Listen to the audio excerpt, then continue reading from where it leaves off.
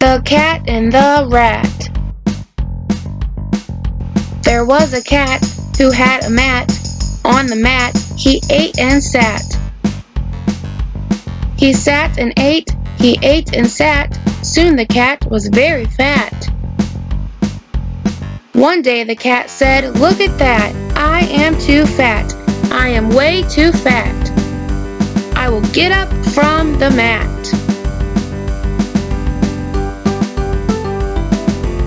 Then the cat put on his hat.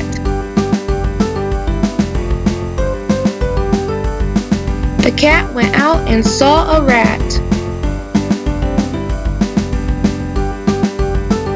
"I like that bat," said the cat to the rat. The cat let the rat put on the hat. The rat let the cat swing the bat. Then the cat said, "Thank you, rat. Maybe if I swing the bat, soon I will not be too fat."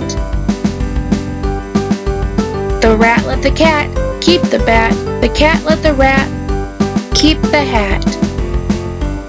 Now the cat is off the mat. Now the cat can swing the bat. Now the cat is not too fat. The end.